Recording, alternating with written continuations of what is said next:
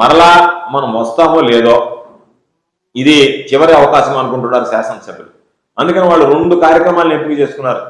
ఎవరైతే గతంలో వాళ్ళకి చేయలేదో, గతంలో ఎవరి మీద అయితే వాళ్ళ కోపం ఉందో వాళ్ళందరి మీద అరాచకంగా, వాళ్ళని అన్యాయంగా, వాళ్ళకి సంబంధించినటువంటి వాళ్ళని అణగదొక్కాలా, ఇబ్బందులు పెట్టాలా, ఆర్థికంగా ఇబ్బందులు పెట్టాలా, శారీరకంగా వాళ్ళని హింసించాలా, కొట్టాలా, దాడులు చేయాలా అనేటువంటిది. రెండోది ఇంకా మళ్ళీ మనకు దోచుకునే అవకాశం ఉంటుందో లేదా కాబట్టి దొరికిన కాడికి దోచుకుందాం అనేటువంటి ఆలోచన. ఎందుకు ఈ మాట చెప్తున్నాము అనంటే ఈరోజు భూములు చూస్తే ప్రభుత్వ భూములు, ప్రైవేటు భూములు, దేవాలయ భూములు. ఈరోజు కాకుటూరు దగ్గర ఉన్నటువంటి శివాలయం భూమి దోపిడీకి గురైంది.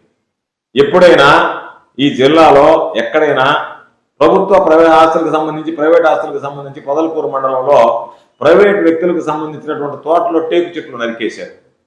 ఉదయగిరి నియోజకవర్గంలో అగ్రిగోల్డ్ భూములకు సంబంధించి యూకలిప్టస్ చెట్లుంటే వాటిని నరికి అమ్ముకున్నారు.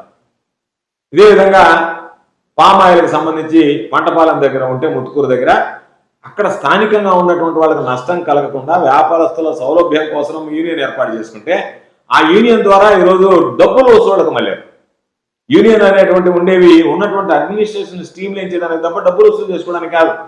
దాన్ని గతంలో వైఎస్ఆర్ కాంగ్రెస్ పార్టీ పనిచేస్తే అప్పుడు మాట్లాడలే. ఈరోజు తెలుగుదేశం పార్టీకి సంబంధించినటువంటి వ్యక్తులే పాపం ప్రెస్ మీట్లు పెట్టి అయ్యా మమ్మల్ని ఎమ్మెల్యే పిలిచి కాళ్ళు చేతులు ఎరగొడతానన్నాడని మాట్లాడితే మరలా వాడి చేత నీళ్లు కూరుస్తాం, మిమ్మల్ని అది పెడతాం, ఇది పెడతాం, మీరు ప్రెస్ మీట్లో ఖండన ఇవ్వాలా అని చెప్పానండి. అదేవిధంగా ఈరోజు బూడిద ట్యాంకర్లు 300 రూపాయలు దారి దోపిడి లాగా రాములు ఇంతకుముందు అనేవాళ్ళం జాగ్రత్తగా ఉండాలి, దారిలో పోతే దారులు కొడతారు. ఈరోజు పాపం ఏదైనా వ్యాపారవేత్తలు రావాలంటే సర్వేపల్లి నియోజకవర్గానికి జాగ్రత్తగా ఉండేటలా దారులు కొడతారు అన్నట్టుగా ట్యాంకర్ పోతే 300 రూపాయలు ఇవ్వాలని చెప్పి బూడిద బంకర్ల దగ్గర 300 రూపాయలు వసూలు చేయడం, పనులు రాకపోతే జనకోలు అంటే వాటి మీద దాడులు చేయడం. అంటే ఎక్కడన్నా ఈరోజు మీరు ఏదో ఒక మాట అన్నాడు అని అన్నదానికి రాంబాబు మీద చేసేటువంటి వాళ్ళు ఇంత దారుణాలు, ఇంత ఘోరాలు, ఇంత నేరాలు, ఇంత అవినీతికి పాల్పడుతుంటే మీ దగ్గర తీసుకొస్తే పోలీసులు మొక్కుబడిగా కేసులు పెట్టడం, పోలీసులు నీరు కార్చడం కేసులు వాటిని పట్టించుకోకుండా పోవడం తప్ప ఎక్కడన్నా ఏదైనా సరే వీటి గురించి ఇతిమితంగా పట్టించుకుని చర్యలు తీసుకున్నటువంటి నేపథ్యం ఉందా?